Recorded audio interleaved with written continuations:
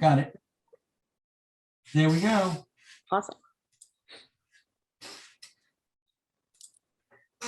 So everyone, thank you for joining us tonight for our webinar with Vinny Colucci. This is Digital Photography Bootcamp Part 2. You don't need to have been here for Part 1 to enjoy Part 2, but we hope that you were with us. And by way of introduction, a little bit about our presenter tonight. Vinny is a presenter and award-winning photographer. He's been an active photographer since 1979 and a shooting professional since 1995. He's photographed North Carolina to the West Coast and north to the Canadian Rockies. Along with his wife, Annette, Vinny conducts nature and wildlife photography workshops throughout the year. Vinny is an active outdoorsman and a member of Nikon Professional Services and Wimberley Professional Services, and a Singh-Ray Filter Ambassador and Technical Advisor. Vinny is represented by Picture Stock. His images have appeared in multiple publications, including Nature Photographer Magazine, New Bern Travel Magazine, Microwave Journal, and various other publications. He has also co-authored and authored multiple books. His speaking engagements have included Popular Photography Magazine, as well as presenting at Recreational Equipment Inc., REI, St. Augustine Photo and Birding Festival, Orlando Wetlands Festival, Crane Festival, and multiple universities around the country. So, and Vinny is a return presenter for us. He's been doing webinars for us for a couple of years now, and we are so glad to have him back. Thank you so much, Michelle. I appreciate all your kind words. And like Michelle said, this is part 2 of Digital Bootcamp. And I do recommend, if you weren't part of part 1, go on the Singh-Ray website, take a look and review part 1 there. We will, at the end, and Michelle will talk about that at the end, be sending out to everybody participating tonight a copy, a PDF of this slideshow. It is actually going to be complete along with the part 1 part. So you'll have a complete package of both presentations sent to you. And so we're going to get on with the show just here in a second. I did want to point out in the lower left-hand corner of the screen where it tells how I got this photograph. The Singh-Ray 3-stop Vinny Colucci extended grad filter, just a little advertisement for Singh-Ray, is a filter that in working with the technical team at Singh-Ray, we developed. So it gives you an extended range over the regular graduated filter. It is now in production and available. So you can take a look at the website for that or contact Singh-Ray and chat with them about that. If anybody does invest in that filter, you're welcome to email me if you want some instruction over the phone on how to use that filter in the field and some of the advantages of it. Now we'll get to the program. No more advertising. Yay. We finished part 1 talking about the histogram, and I'm not going to get deeply involved with the histogram, but just as a reminder that the histogram is a way for us to know in the field that we have the correct exposure. And so I do recommend that you go back and review that, because that's an important part of digital photography today. During film days, we really didn't know if we got the exact exposure we wanted until we developed either the negative film or the transparency film. So a great advantage of digital to me is the fact that we could spot check our exposures after we take our photograph.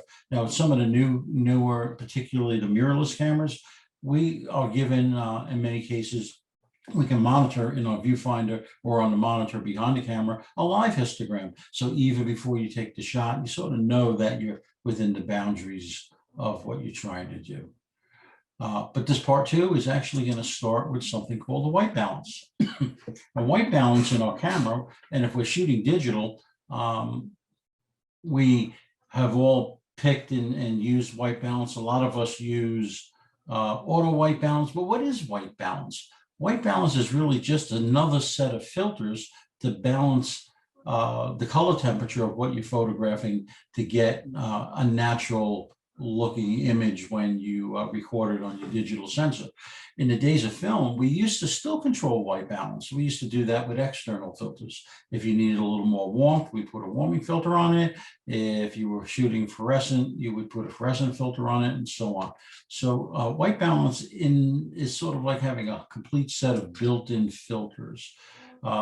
Typically, the pics you have in your digital camera are daylight, which is white light, a flash, if you're going to use a flash, indoors particularly, it's a white light, but you would set your white balance to flash. If I'm photographing outdoors just using fill flash, I do not set my my white balance to flash. I keep it on either daylight or cloudy or something like that. And we'll talk a little bit about those settings. If I'm shooting indoors and you have those orangey looking light bulbs, incandescent light bulbs, you could set your white balance to incandescent, and it'll help balance it so it looks more like a daylight photograph instead of a heavily casted photograph. And if you're dealing with fluorescence inside of a building and you're photographing inside the building, you get that green blue look. You could set your white balance to fluorescent, and then that will take care of that strange look you get.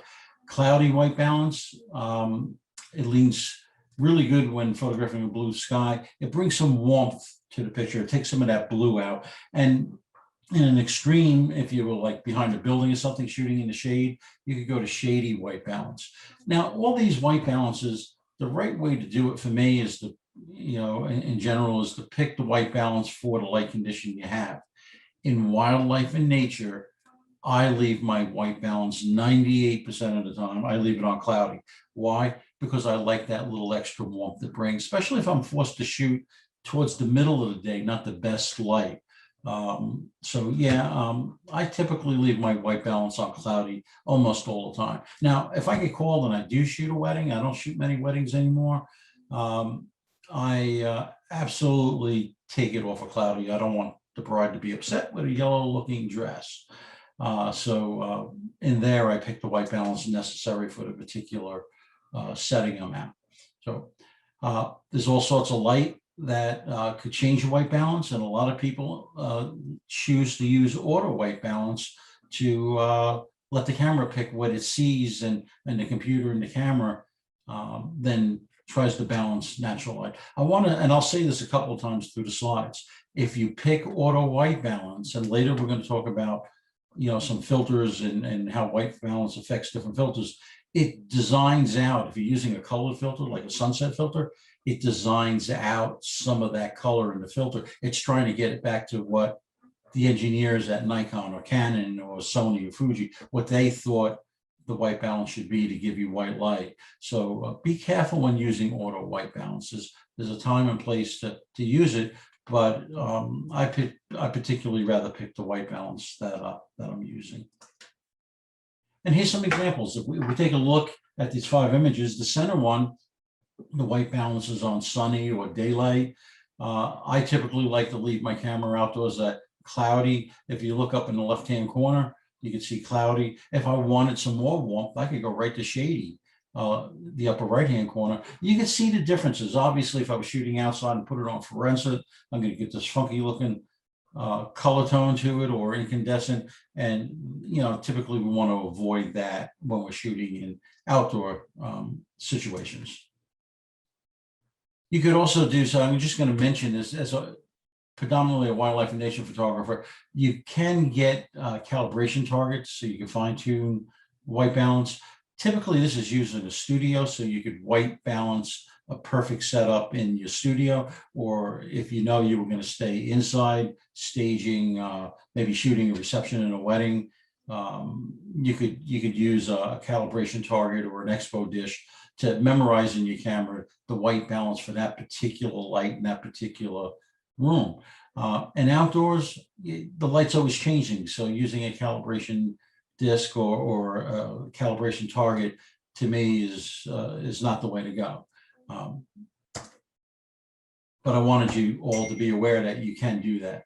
The LCD screen is useful in judging some white balance, but be careful, because when you're outside in bright sunlight or in dark sunlight, your monitor on the back of your camera sometimes you can't quite see the shifts. So I recommend if you're shooting a mirrorless camera where you have an EVF, an electronic viewfinder, is to take a look at your photograph in the viewfinder. Just actually pull up your photograph, look in the viewfinder, because it's a closed system and it's not being interfered with external light, and you get a better idea of how your white balance shifts are doing. Some examples here. Now, white balance, remember I said it's a set of filters, and I like to leave things on cloudy. And if you look at these two images in Charleston, the bridge in Charleston going over the inlet, in cloudy, it was a rainy, overcast day, and there's a lot of ambient light coming from, the houses and the buildings across the bridge, bouncing off the low clouds, and you get a pretty good looking scene with cloudy white balance. But take a look to the right. I actually purposely used the wrong white balance, fluorescent, and it really created an interesting photograph. So if you have one of those days you're out and you're shooting a sunset that's really not quite right, you can flip to one of these other white balances and just see if you get something a little different that might make your photograph a little more interesting. We learned the rules in photography. And once we learn the rules in photography, then we learn to break them sometimes to be creative. And this is a good example of that. We talked about white balance, auto white balance. Here's an image photographed at North Carolina Zoo. Auto white balance on the left and cloudy white balance, a typical where I want to set my white balance for outdoor photography and wildlife on the right. In the zoo, you can't always wait for the best light at the end of the day because they want you to leave at closing time. So in auto white balance, we got what the camera said is a normal white balance, but leaving it on cloudy gives me more of an afternoon look. So both images are fine. You have to pick what works best for you. But that's the reason I like to keep my camera set to cloudy white balance. We have a question on the last slide. Which of the two images of that bridge was like what you saw in the viewfinder? The one on the left. Well, it was the one on the right. I forced a filter called fluorescent built into my camera to create a color cast just because it was different. We were teaching a workshop and this was supposed to be a sunset at the bridge. And that night it rained and had overcast. I brought everybody out anyway, because that's why we have plastic bags to cover our gear, and we kept shooting. And after everybody shot the normal shots of the bridge, I showed them how to do this fluorescent white balance shift to just get something different. You have to realize that there's no post-processing to get that color. That's pretty much out of the camera, other than the normal touch-up post-processing that you do. That's out of the camera. I didn't have to go in and play around with levels. I didn't have to go into Lightroom and do color shifts. That's out of the camera. And that's basically because we use the internal filter called white balance and pick one that isn't typically used for the scene. And look here. This was well after we did a morning shoot when we're hanging around and the sun was coming up. So white balance set to daylight on the left. This is in the Grand Tetons. This is the famous Mormon barn with the Tetons in the background. But, as the sun came up and we lost that morning warmth, it's an okay shot. It's a postcard shot. And then we started playing with white balance because in your camera, they give you a Kelvin scale. So you could slide it from all the way left, really cool blue, to all the way right, really like shown here, 10 Kelvin, which is really, 10,000 Kelvin, is a really rich, deep white balance. This is obviously, to me, it's too much. Somewhere around 8K would have been better. What I'm trying to tell you here is look in your camera manual, find out how you could change the Kelvin white balance so you could do some experimenting. Auto white balance, remember I mentioned before, auto white balance, you have to be careful. This image here was at Lake Mesquite in North Carolina. It was a cloudy, overcast day. It was boring, it was calm, and we got great reflections. But I added a custom sunset graduated filter. In other words, it was red on top, graduated down to clear, and I was able to create this illusion of color from the sun to make the photograph. That's all cool. We're really not talking about filters, but if I would have had my white balance set at auto, it would have tried to design out that red filter. It would have tried to make it look what the computer and the camera says is normal. So auto white balance is why I stay away from using it, because it designs, if you use the warming polarizing filter, it will try to design out or take out the warmth. So again, I'd rather pick the white balance I need for that particular setup. But Singh-Ray makes custom filters like this. They have a sunset filter. You could ask them about some of their unique filters for doing things like this. So when you're adjusting the Kelvin, the higher number warms the image and the lower number tilts it towards blue? Right. The lower number is a cooler and the higher number is a warmer. So if we slid it all the way down to like 2000 Kelvin, we'd get this blue cast. And remember, like when we pick things like fluorescent, that's really just a Kelvin pick someplace on that sliding scale. It's just that the camera company has preset some of them to be normal. So you don't have to always record your Kelvin number to reduplicate things in most settings, but you can go experiment with the Kelvin scale and be creative with it. I don't know if that answered what they were looking. We have one more question on white balance. Yep. What white balance would you use when shooting the Milky Way? I've tried a couple of different ways. What is starlight? Think about it. I know nobody can answer and I can hear them. Starlight is sunlight. So I use sunny white balance. I have tried auto white balance. And one of the difficulties, unless you're out in the Tetons or Glacier with me or in the middle of Wyoming, is light pollution, which produces color and color cast. You'll see some Milky Way stuff in just a little bit when we get to regular filters. So I use sunny white balance, and I use the Singh-Ray Astro filter, which takes out additional light pollution. And we'll show some of that as we move into filters in just a little bit. Like starting now. One more on white balance, sorry. Okay, that's okay. Do the camera manufacturers list the Kelvin numbers for the various white balance settings?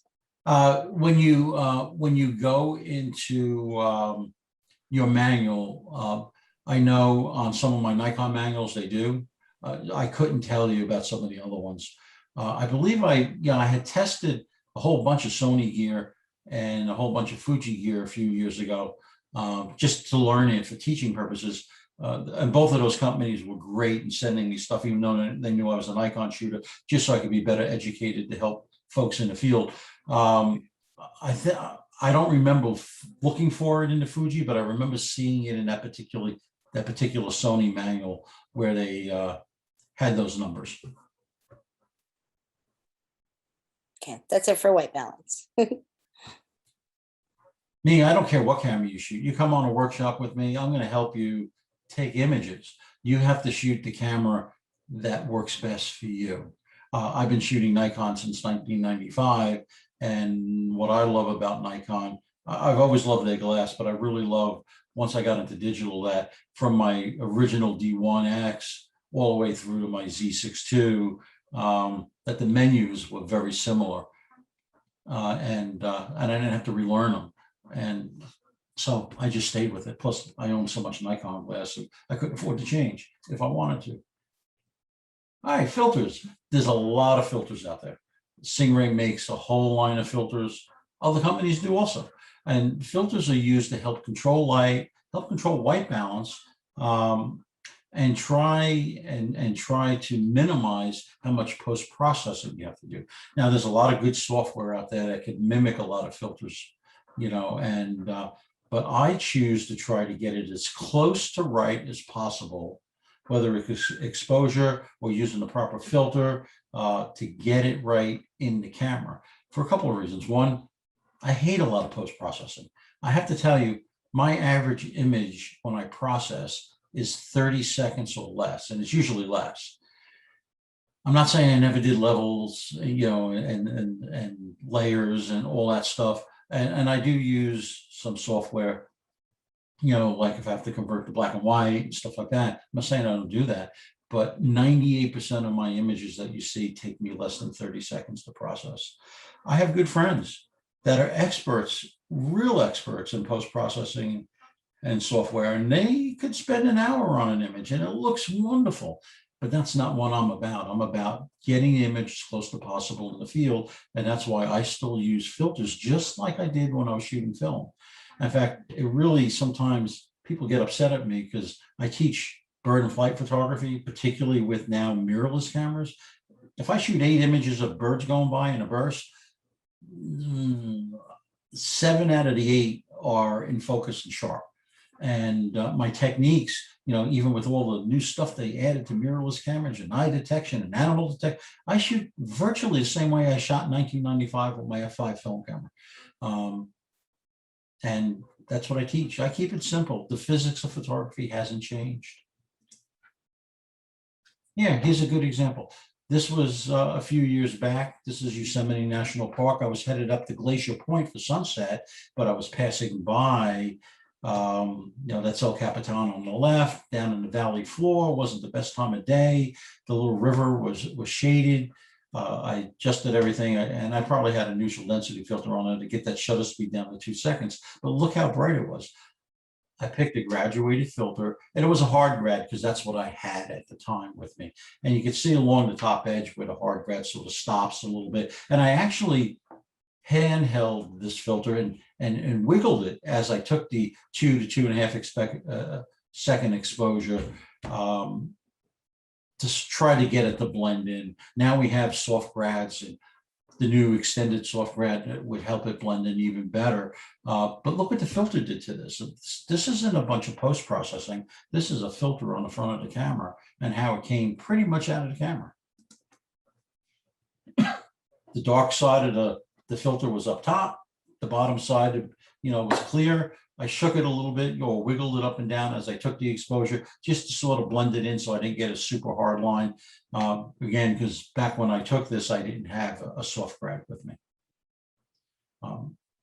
There's the settings for the camera. Here's a scene in the Smokies. This barn isn't there anymore. One of the storms that came through knocked it down. So I photographed this right before the storm. This is a case where it was an overcast day, but a bright overcast day, and the barn's sort of in the shade. And you could see there was no way to get a balance of 2. I could have taken 2 or 3 exposures, I guess, and glued them together in the software. But here's what I did instead. This is with 2 filters, a 2-stop and a 3-stop graduated filter. No really additional post-processing. And here's how it worked. If you look up to top where the violet or purple line is, that's where the dark side of that grad is, and I sort of blended it down into the barn. And to the left, you can see where the dark side of that grad was. And I just sort of blended the 2, sort of crisscrossed them together to balance the light of the sunlight out in the field with the shade. So this is a single exposure, no major adjustments. Here's my typical adjustment. If I get the exposure right in Lightroom, I add a little contrast. Excuse me, I got allergies. It's not COVID, I promise. I add a little contrast. I add a little sharpening, and that's it. Sorry, that's it. Not a lot of post-processing. Here's a little scene. This was after a sunrise down at the beach with a pier, but I wanted to get something for teaching purposes. This is a boring scene. The sun is up. It's bouncing through the pier. How can we make a scene? I guess I could have changed the white balance. Yeah, I didn't think of that, to like fluorescent. But instead, I used a filter. I used a sunset filter because it was red, and a mauve filter. Add them together just to add a little color. So you could really have fun using some external filters to be creative in the field.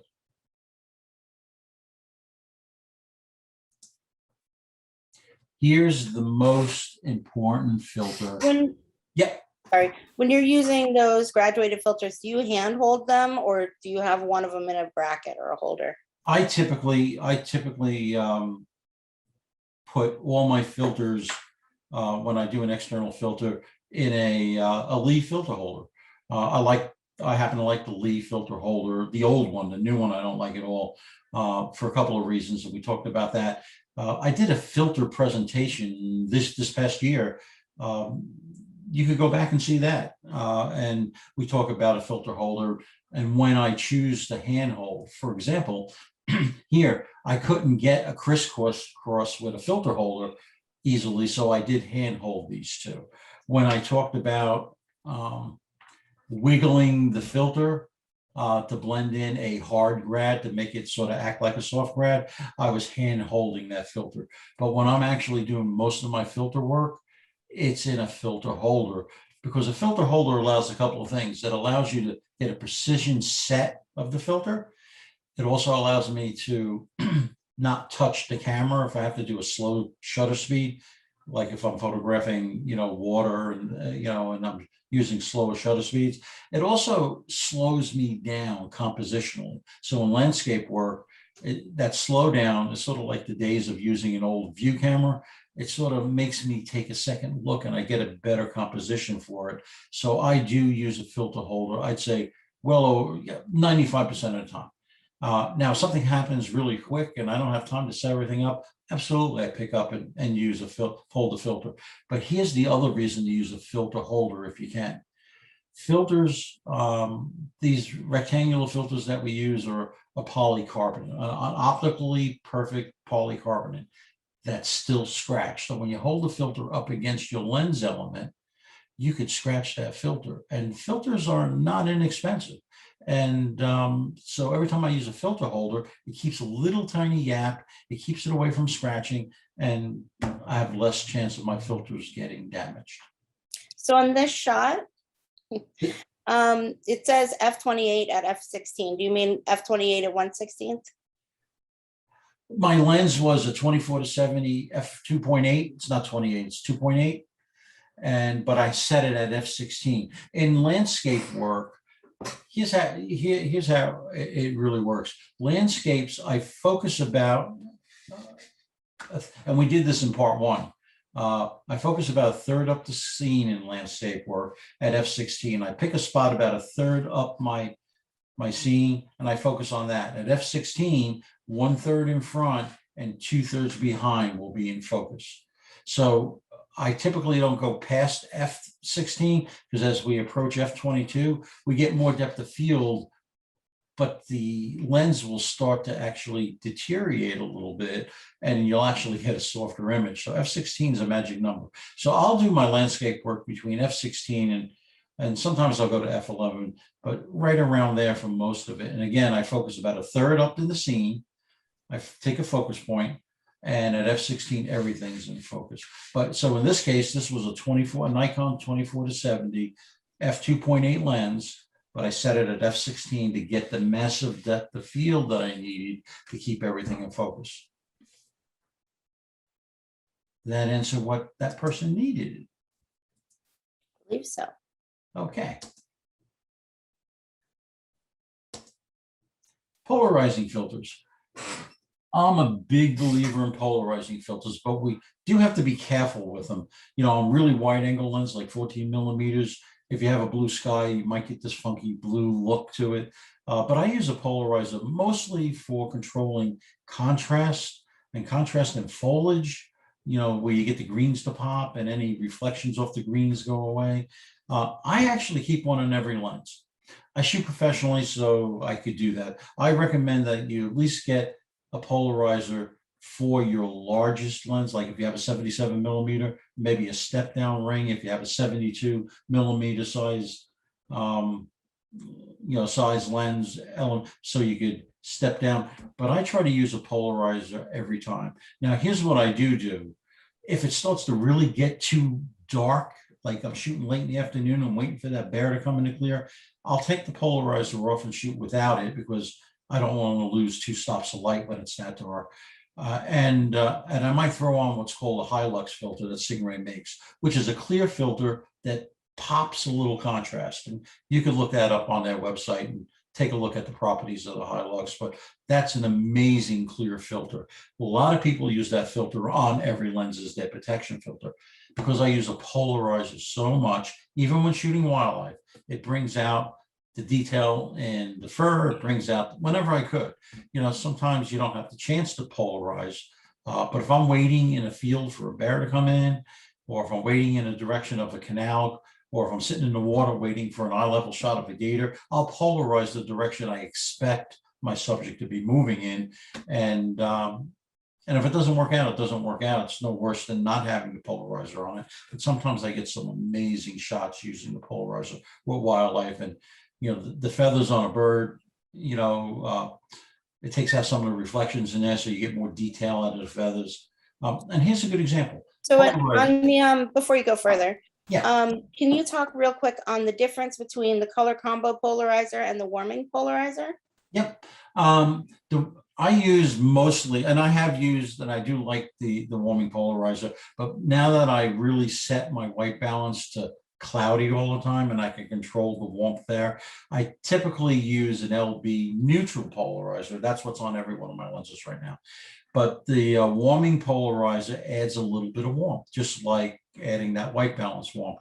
And that's all I used when I shot film, by the way, because I didn't have the ability to change white balance. The color combo actually alters the contrast in color, and it's an excellent filter if you're working with like fall colors. If I was doing a balloon festival, I do have media credentials. I do a lot of air show work because for one, I'm a pilot, and so I love airplanes and air shows. So I do a lot of air show work. And if I have a lot of color up there, like, you know, hot air balloons, I'll use a color combo to get those colors to pop. Much like in film days when I used to shoot with Velvia film, Fuji Velvia really popped compared to Kodak transparency film. So the color combo does that. Now, here's where you got to be careful. And even on a scene like this, the color combo would make those greens really pop. But if you're shooting things like people, the color combo sometimes could, depending on the direction of the light, could give you a little bit of a milky look to things like skin tones and stuff. So you got to be careful when you use that one. And but boy, when you have it in the right situation, it's an incredible filter. It's my wife. My wife teaches a lot of workshops with me. It's her favorite polarizer. So that's the difference in those two. Typically, you'll see a mixture, some warming ones in here, but right now I'm using the LB neutral polarizing filter on every one of my lenses, probably 90% of the time, 95% of the time. That being said, one of the nice features of the Singh-Ray warming polarizer filter, and the LB on these stands for light bright.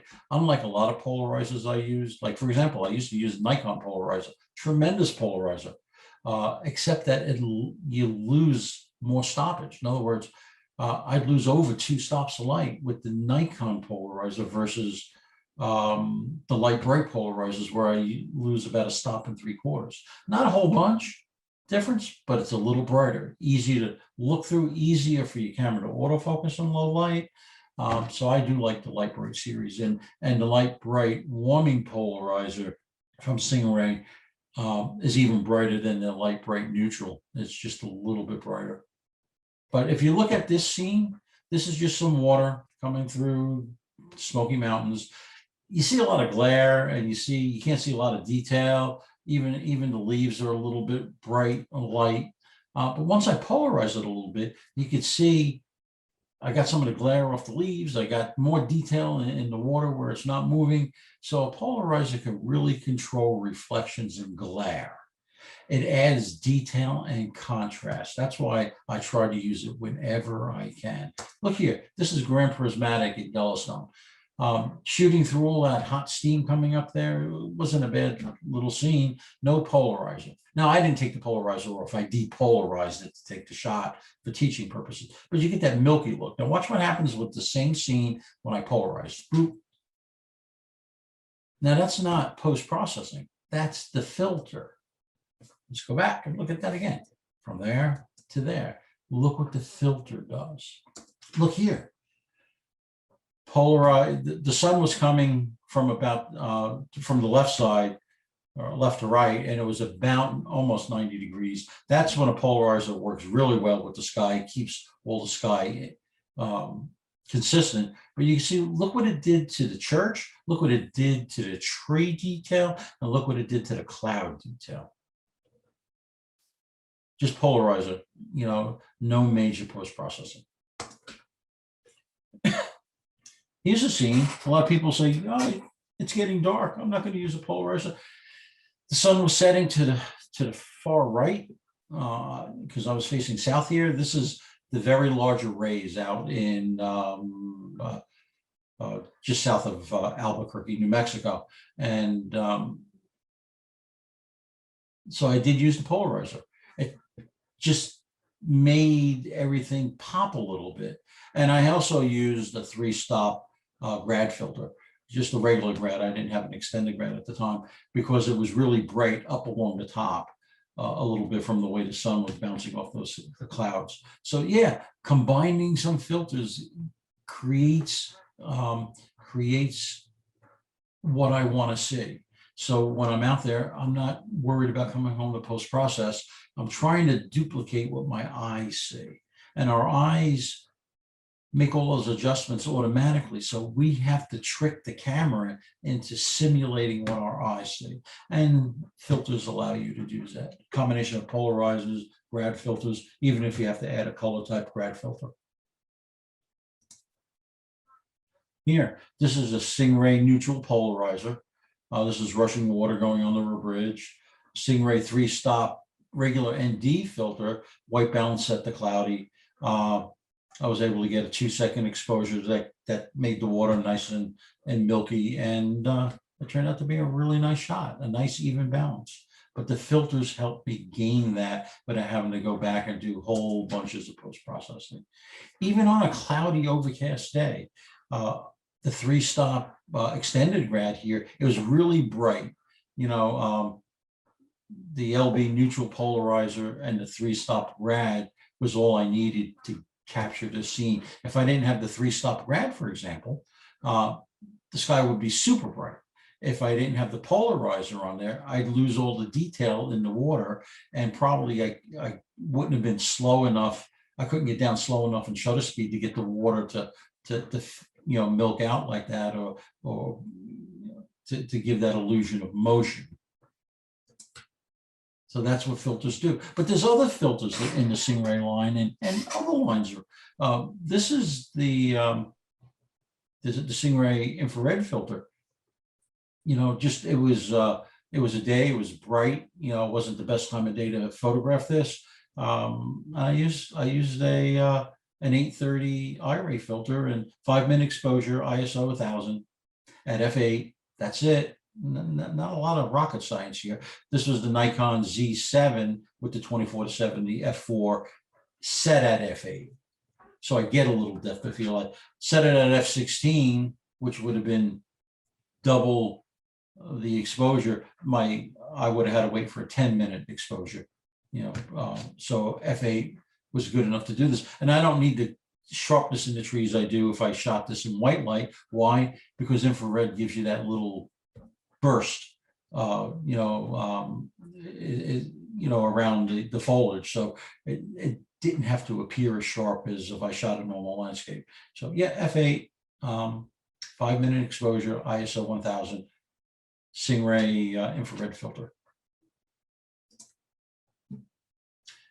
This is the Singh-Ray Astro filter for removing light pollution, Z6, 14 to 30 f4 lens, set at ISO 2000, set at f4 because I try to shoot the Milky Way, open up all the way. This was a 20-second exposure. Sort of timed it from when the light on the lighthouse was coming around. So as soon as it went off, it took about 18 seconds for it to go all the way around. And that's your Milky Way shots. Another example of using filters. This is, you know, the waterfall on the left was this was a warming polarizer. My white balance was probably set to sunny at the time, but warming polarizer to add warmth. 3-stop neutral density filter to get the waterfall motion. And on the right, we did a fog filter. Well, what kind of fog filter is that? Well, really simple. I picked up the filter, I picked up the ND filter and just used my breath and went, and it fogged up, and I stuck it on there real quick and took the photograph. So, you know, sometimes you got to think out of the box and do different things. So that's not really a filter at all right? That was just my breath early in the morning, fogging up the front of my lens. So a couple of questions came up. And I put some links in the chat for anyone who wants to learn about the different types of polarizers and the different types of graduated filters. So someone wanted you to explain the difference between the extended graduated and the regular graduated filter. Okay. The regular graduated filter covers, and I forget how many millimeters, a small strip along the top of the rectangular, like 100 by 150 rectangular filter, and graduates down to a nice soft edge. But the reason I wanted to explore the design of the extended grad with Singh-Ray was because it didn't cover enough of sky, particularly when the sky was bigger. So the extended, the Vinny Colucci extended grad filter is about 18 millimeters of, if it's a 3-stop filter, of 3 stops before it starts to blend into the foreground. So it gives you a larger area to move the filter up and down in the holder to get the right transition. And when we get to the end to show that photograph that we started out with, that's the extended grad over the scene. It just took care of some bright light popping through the clouds and blended everything together. So all it does, the extended grad just covers more sky. And then a couple of questions about exposure. How do you know how long for the exposure? 5 minutes versus 2 or 3 or 6? Okay, on the for the waterfalls, where I'm picking like 2-second exposures, a lot of that comes from experience after I experimented after many years of knowing. Once I know what, you know, for example, a waterfall, I want to shoot that at 2 seconds because the water is moving. I want to milk it, you know, have it milk out a little bit. Then I set my exposure to match my shutter speed to get the effect I want. Now with the infrared filter, that's a little different. That took a little cooperation of experimentation, and I have found with my cameras and most of my clients' cameras, good starting point with the 830 filter is to have a 5-minute exposure at f8 with ISO 1600 to 2000. I mean, with ISO 1000, 800 to 1000. And, but that's because I went out and practiced and experimented. And I looked at the histogram after a shot. I look at the histogram and, wow, this is underexposed by 1 stop. So that means if I'm shooting at, let's say 5 minutes, if it's underexposed by 1 stop, then I gotta either double the time, 10 minutes, or open up. If I'm at f8 and I need to open up, then I have to go to f4. F4 is not quite good enough because I don't get enough of depth of field for a landscape. So then I make the decision to stay at f8, and then I could open up a stop on my ISO. So if I was ISO 800, I could go to 1600. That would give me 1 full stop.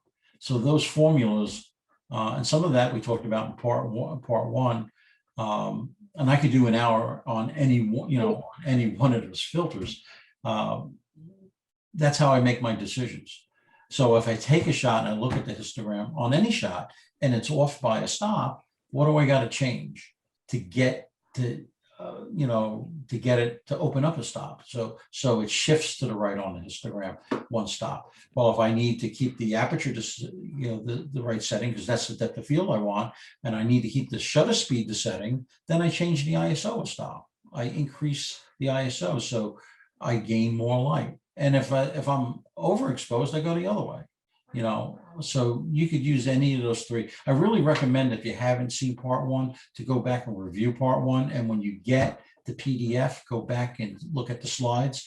And if you have questions, email me. I'll even get on the phone with you. We can make a phone appointment.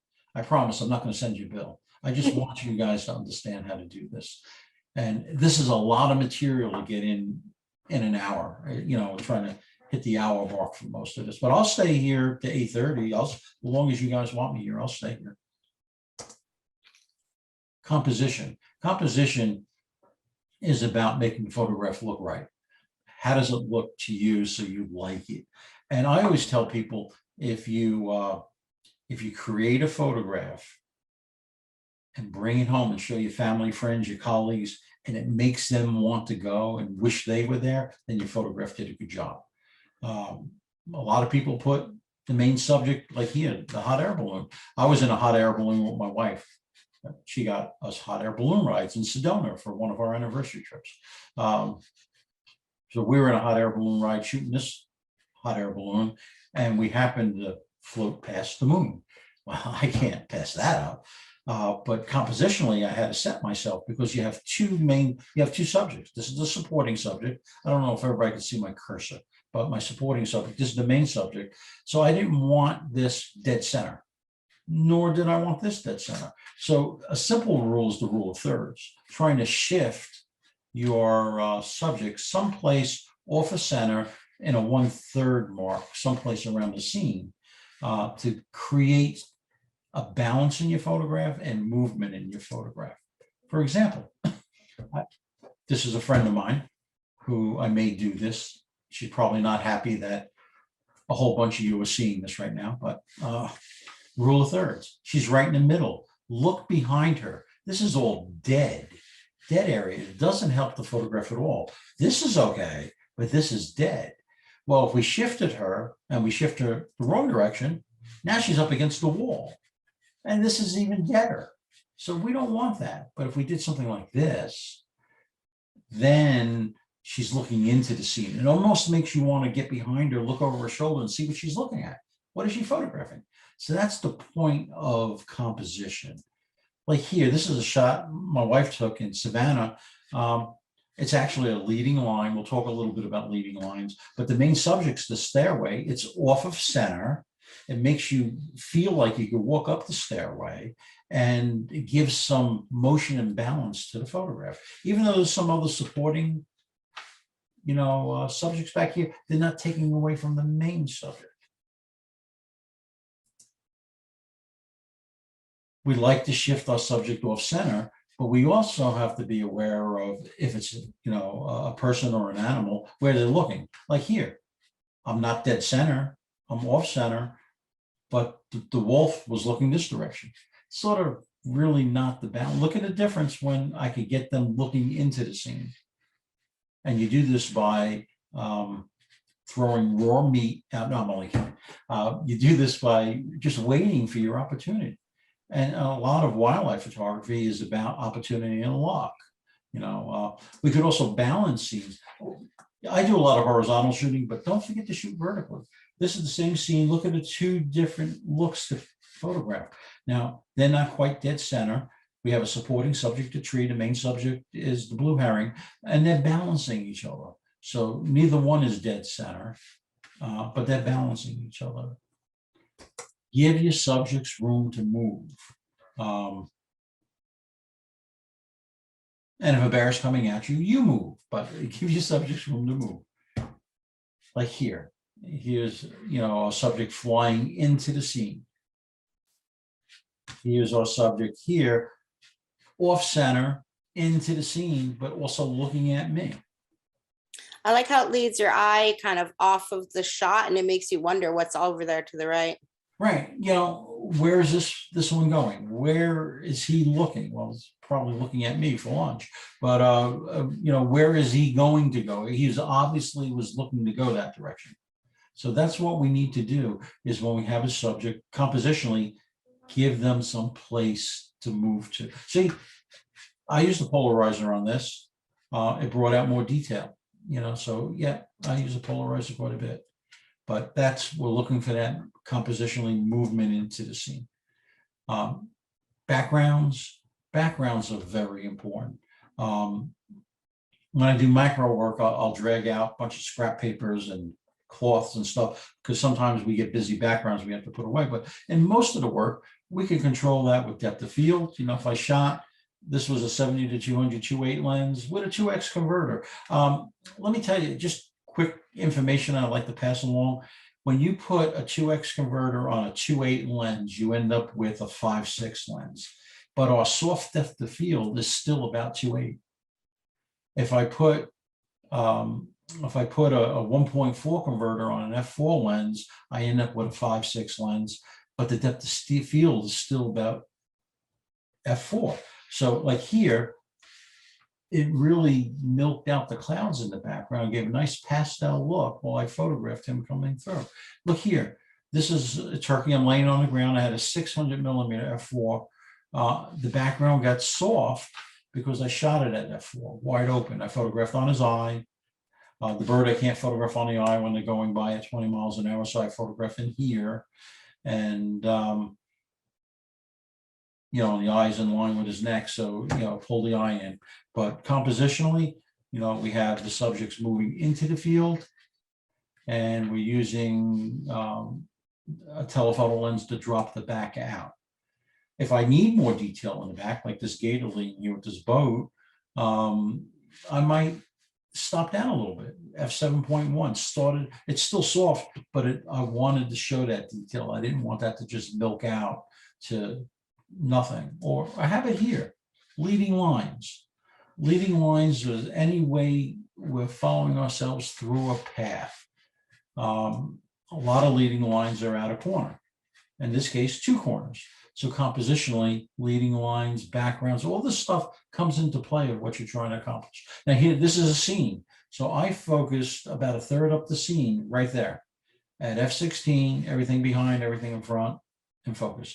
This was an old film camera. This was a Hasselblad X-Pan camera. And it absolutely shot in a panoramic, but my leading lines, this was an X-Pan 2 actually, let us follow the path of where I'm looking. Lens selection. One of the things that I found taking, and typically when we do workshops, depending on where we're going, I'm taking either 8 or up to 14. I never take more than 14. This way, my wife and I, you have 2 people handling 14 people in the field, because when I take you in the field, I don't go shoot for myself. I'm working with everybody. Everybody gets to see me for the week we're out there all the time. And everybody gets to see my wife the whole week we're out there. We're behind you with your lens. And here's what I have learned, that we walk onto a scene and we have most of our gear in a backpack because we're wildlife and nature photographers. And guess what? We see a scene and it looks beautiful. We shoot it and our camera's out. It's on a shoulder strap or on a tripod. We shoot it with the lens that's on the camera. I want you to recognize that lenses give you, just like a painter uses different size brushes and to paint to get a different effect with each paint stroke, we need to pick the lens that gives us the right effect for the scene we're trying to shoot. Normal lens, that's what we see with our eyes. If I looked at this scene, this is what I would see. I used, it was a 24 to 70, but it was a 55 millimeter lens. 50 millimeters is about what a 35 millimeter camera or a full frame digital sensor sees. And there's a little formula here, so you calculate things out if you have a crop sensor and stuff. But that's a normal lens, a 50 millimeter lens. Wide angle lenses exaggerate. Here's a 20, this is shot at 24 millimeters. It covers more of an area, the sunset that I shot. This was a fisheye lens shooting straight up. It gives me a distorted view, but it encompassed the whole scene. If I was laying on my back, this is what I saw. And I picked the fisheye lens to simulate what I saw. Telephoto lenses bring us in tighter, dropping the background out, getting close to the subject without getting trampled or eaten if it's a bear or a gator. But it gives us more compression. And it gives us a softer depth of field. And it's great for close-ups, even for portraits, because there's no distortion in a telephoto lens. Now, this mess is on purpose. What we're going to show you here, I want you to See, this is a fisheye lens in this scene. And as we start to zoom in, is a 17mm lens. There's a little tree back here I want you to sort of concentrate on as each of these elements. Here's a 35mm lens. Here's our tree. Here's a 50mm lens. So if I was standing by that fence and just looked out in the field, this is what my eyes would see.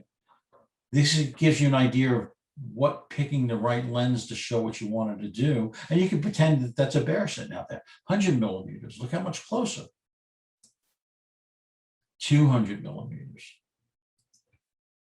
400mm, and then finally a 600mm lens. So picking the right lens at the moment for the scene to capture what you really see is why we have a selection of lenses. And I look, one of the things I do in workshops, I make everybody open their bag and I look and I see that one lens is well used and they got 2 or 3 or maybe 4 other lenses that look almost brand new because they're too lazy to take them out at the right time. I want you to take them out. Even with the new VR and the image stabilizations that we have, I use a tripod as much as I can. I do a lot of birds in flight handheld now with the new VR, but I use a gimbal head when I'm tracking a lot of times birds in flight, but deer running, elk, moose, I'm on a gimbal head on a tripod. I use for landscapes a ball head. These are my favorite ball heads, is the Kirk and the really right stuff. But yeah, I stabilize my work. And just as a rule of thumb, we used to do this with film. If you have a 35mm lens, you need to be at least a 30th of a second. If you have a 400mm lens, you need to be 1/500th of a second. Well, what does that mean? Take this 60mm lens, 1/60th of a second. That means you take your focal length. If it's 200mm, 1/200. You find what's closer to 1/200. Sometimes you got to go up a little bit, never go down, but try to go up a little bit, 1/250th of a second. When I did some stuff for National Geographic and had to submit it, they said if you were hand holding, you were off of a tripod, it had to be at least double that. So I use this rule right now with image stabilization. I get sharp images. If I'm shooting a 400mm lens, I'm at least 1/400th of a second or 1/500th of a second for hand holding. It's the slowest hand holding you could do. Now, all of us are different. I'm 66 now. I'm not 46. I can't hand hold as well as I used to. And it's just a fact of life. So again, I try to use a tripod whenever I can. What's in the bag? This is what I'm carrying right now. Gurgir bags. These are my favorite. This is too big of a bag right now. Mine goes in the medium bag, which is what my wife's using. This is the Kaboko version 2, the newest version, 30-liter bag. I actually used to carry a 600 f4 with a Nikon D5 Pro body on it. This bag here, fully loaded, I could fit in the overhead of the Havilland-8 twin prop airplane or CJ200, and it never has to go in the back. It always fits. If I'm packing light, I use their 18 light. When I'm doing airshow work, I don't need as much with me. For airshow work, I'll use this bag to do some of that commercial work. But this is the stuff I typically carry. It all fits in this bag. Most of it fits in this bag. And if I do switch to the 22L like my wife, this will actually, in the mirrorless, will all fit in the 22L.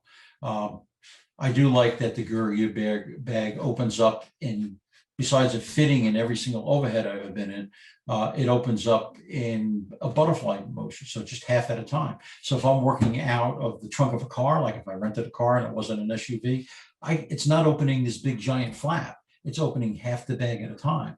And I could do that in the trunk of a car. Or better yet, I'm out in the rain and I still got to pull a piece of gear out. I'm not opening this big giant flap and my bag's not becoming a water collector. I just open up what I need to get to, pull it out quick and close the flap. So yeah, if you want to look at Gurgir, they're not a sponsor or anything. I love their bag so much that in 2010, one of the major bag companies, I was fully sponsored. I had a budget of $5,000 to $6,000 a year of free bags to give away at my workshops, and I could have any bag I desired for free, part of the sponsorship. I gave that up, and I buy these. That's how much I believe in the Gurgir bag. Just, it's worth looking at. So in the end, we want to follow the rules. And oh, by the way, when you're in like the backcountry of Glacier National Park, carry bag spray. You just should do that. Well, we can break the rules. Sometimes we say you shouldn't shoot in the center, but if you look at it and it made it look right, then do it. Nobody says you have to follow those rules perfectly. And let the adventures begin before the big cat jumps on you. So that being said, that completes boot camp part 2. And again, everybody that gets sent the PDF file will have part 1 and part 2. If you want to watch part 1 and you didn't last month, you could watch, a copy of that. Please feel free to go on the Singh-Ray webinar website and pull it up and take a look. Okay. If there's any other questions, I am here. Yes, we I'm do. only 3 minutes over. I know, you're almost exactly on time. So Laszlo posted a link to the Kelvin scale, and I'm going to post that in the chat window so everybody can get to that. That looks like a good resource. Okay. And then Sam wanted to know, is the Hilux better than a UV filter? Yes, and not because I'm a Singh-Ray ambassador. Years ago, I was just a Singh-Ray customer, and I went to Singh-Ray, and I never used a clear filter on front of my lens because back in film days, I always had a polarizer on it, and I would just take the polarizer off. If the polarizer would hurt me or if it was too dark to use, I would just pull it off to take that shot and then put it back on. So I didn't like using the UV filters that were out there because they didn't really, other than taking some ultraviolet out, they didn't do much. And most of them, not all of them, are a cheap filter. In fact, it's usually a giveaway filter when you buy a lens from a camera store. Here's a clear filter, protect your lens. That's really great, but those inexpensive filters degrade. You buy a $1,000 lens and you put a cheap filter on the front, it makes that $1,000 lens into a $500 lens. It just degrades it a little bit. But I walked into the Singh-Ray office just as a customer. I was in the area and looked them up, drove up there, and I met Bob Singh. And he asked that same question. And I said, no, I never use a clear filter. So he handed me one to look at, and it looked in the office like a clear filter. He goes, go outside and look through the filter. I didn't even have my camera gear out of the car. I walked outside, and there was a tree across the street. I held the filter up to the tree across the street and just looked through it with my eye, and it popped the greens in the tree. The Hilux adds contrast, and it also filters out UV and does some of those other properties. It does have a tiny bit of warmth to it too. I was about to say, and it adds a tiny bit of warmth. So it's a filter that, and it's not a cheap filter. It's not made cheaply. It's a high grade optical filter. And now I use it whenever I don't use a polarizer. There's a Hilux on there. So with bird photography, what filter would you highly recommend? I leave a polarizer on it. So if I go out and I know I'm shooting in a certain direction, I'll polarize that direction. If it's late in the day and it's getting too dark and I need my shutter speeds up and I don't want to go super high on my ISO, I'll put a Hilux on it. But I leave my polarizer on it and I polarize the direction I intend to shoot. In other words, I might camp out on an area and the birds are moving from left to right or right to left because that's the direction, based on the wind. They like to fly into the wind. They might be building nests in the tree. They might be fishing in a pond or, eagles fishing. So I use a polarizer. If I'm not using the polarizer, I'm using the Hilux. I think that's it for questions. If anyone has any other questions, pop them in there real quick. Join us next month for our next webinar. We do these once a month and we have different guest presenters all the time. They're all professional photographers and all of the webinars are free. So we hope that you will join us again next month. That looks to be all the questions. So Vinny, thank you so much for your time. We'll get this recording and the slides out to everyone this evening so you can review the information. Oh, and we've got a couple more questions. Good. Okay. Do you custom white balance before using the Astro filter? I don't custom white balance at all anymore. Okay. I only made that point in this boot camp classes because when I used to do studio work and I used to do commercial work and I used to photograph weddings and I had a portrait studio, on my property, I used to do that. I custom white balanced my studio. When Nikon sends me, sometimes they'll send me to a studio, like a wedding photographer studio, to help set up their studio and get it balanced. I'll custom balance the white balance with their lens camera combination for the lights they have. But for wildlife and nature, which is what I do now, one of the things I learned, that's why I got out of wedding work, is it's safer to photograph grizzly bears, wolves, than bridezillas and then mothers. So I got out of that years ago. So no, I don't custom white balance anymore. I do it if somebody calls me in and wants me to balance their studio. That's it.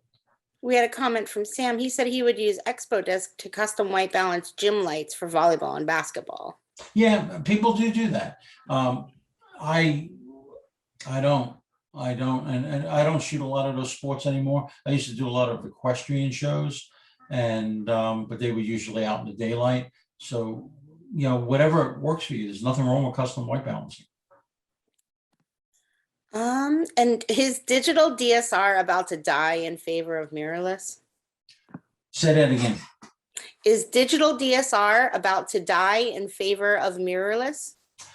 I could still buy film cameras, off of eBay, and I could still buy film. So they said film was going to die by 2006. So I doubt it very much. Here's why I went to mirrorless. I went to mirrorless to try something different. And because people were having, and I still had my D5 and my D850 when I first went to mirrorless. And then I fell in love with it because the size was smaller and has different lens. And it's not so much a weight issue. If you buy a 2.8 lens, like Nikon Z 2.8 lens, it's just as heavy as the F lens. But the physical size of the mirrorless body allowed me to pack it into smaller spaces, and because I'm on an aircraft more, I do find there's still some advantages of digital SLRs. I don't own one anymore. I sold everything, and I shoot 100% mirrorless now. But there's some advantages to digital. For example, when I'm reviewing a photograph in the field, we all have these nice monitors on the back, but those monitors lie to you. You have to trust the histogram, not the monitor. We talked about that in part one. But if I look in my electronic viewfinder and call up the image, it's sort of like being in a little tiny light box. I can really see if it really truly is sharp. I can really see if that is the white balance I should have been shooting. And I can really see if it looks right with the exposure that I picked. So I do really like the mirrorless, and I think that's where we're going. You'll probably find that camera manufacturers will produce less SLRs, but who cares? Unless you're planning to live to 200 right now, there'll be plenty of SLRs for you for the rest of your life, if that's what you wanted. But yeah, mirrorless is probably the direction of the industry, but it's going to take a long time before SLRs are gone. And do you focus on the stars before or after putting the Astro filter on? Okay, the Astro filter, I could focus with the filter on, but it's really tricky to focus with the mirrorless camera because you're looking at an electronic viewfinder and it's noisy because really when it's dark out, the electronic viewfinder is not as good as an SLR viewfinder. But here's what I do. All of our cameras, all lenses in the mirrorless allow you, if you look through the viewfinder and you focus, you turn the focus ring because now you're in manual focus. You can't autofocus on a star. So you manually focus, you'll see a little bar come up and it'll go from it'll go from the closest focus all the way up to infinity. Now, if you just turn it to infinity, you go too far, your stars won't be pinpoint. But if you move it slowly, like so really, you can see my hand really slowly, and watch that bar, just when it kisses infinity, you stop right there, those stars will be pin sharp. And that's how I focus the stars without actually looking at them. In a digital SLR, you can actually see the stars, and you could focus it. If your eyes are good, you could focus until it's pin sharp, but you can do the same thing. You could look at the range on your lens where it has the closest focusing mark all the way to infinity. Don't overdrive it, because autofocus lenses will overdrive infinity either by hand or autofocus until it locks in. Just bring it up till it kisses the infinity mark, and then you know those stars will be sharp. And if you're starting out with a polarizer and money is tight, which would you recommend? The LB neutral polarizer, warming polarizer, or color combo? Well, if money's tight, I would get the LB neutral polarizer, because you could always add warmth by switching to cloudy or shady, or in your camera to get that warmth back. The LB neutral polarizer that I'm using from Singh-Ray, I love the fact that it has no color shift. So what you see is what you get, and I really like that about that filter. Not all polarizers do that. Some of them make the greens a little different than what you see. That doesn't mean they look bad when you take a photograph. It just means they're not accurate. Whereas the Singh-Ray LB polarizer is very accurate in that color. And what are the steps to determine the proper exposure when you use a polarizer? If the camera, exposure meter will take care of that right through the polarizer, because what the polarizer is doing, it's doing external to the camera. So as far as the camera knows, that's the light that you're recording. If you put a graduated filter, you could be in matrix or evaluated metering, for example, and you could put a polarizer on the front of your camera, and the light that strikes the sensor, the camera thinks that's the light that God gave you out front. If you put a graduated filter in the front, it's going to balance the exposure based on that, if you're any type of evaluator matrix metering. Now, you could do things, not with the polarizer, but you could do things with a graduated filter, like shoot in manual, take a exposure of the foreground, and then measure the background. Again, this is a separate filter presentation. Measure the sky and say, wow, they're three stops apart. We talked about that in the filter webinar I did a few months ago. And then, pick a graduated filter that will balance that bright sky with the foreground. And in manual, you don't have to change anything, because it's going to, even if the meter goes crazy, it's going to hold an original, meter reading. But I just find that the cameras are so good, you could just shoot through the filter, and the camera thinks that's what's out there. You're actually altering out there, not within the camera, when you use an external filter. Right. All right, so that's it for not it for the questions. Not a question. Just a great big thanks for sharing your knowledge with us. I love Singh-Ray filters, Canon D5 MIV, and the Tamron lenses, and I've put the circular warming polarizer on my lens and use them most of the time. It's a great filter. Yeah. That used to be my go-to filter. I changed just recently to the LB neutral as my main one. Just, not because one way is better than the other. It's just the way. It's just, I just tell you everything I do. I'm not trying to create a whole bunch of Vinny Colucci's out there. I'm trying to give you a starting point that works for me, so that you could have your own personal growth of what you want to do. Okay, so that really is it. Thank you so much for your time. I want to thank everyone who joined us tonight. We'll send this information out. If you have questions, reach out to Vinny. His contact info is on the slide here. And Vinny, thank you so much for being our presenter again. We love having you. Thank you very much, Michelle, and the Singh-Ray staff. Thank you for all the support to all the customer base out there. Thanks, guys.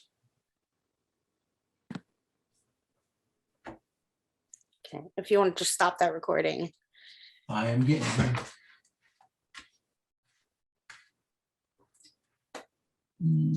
Yes, forgot where I got it from.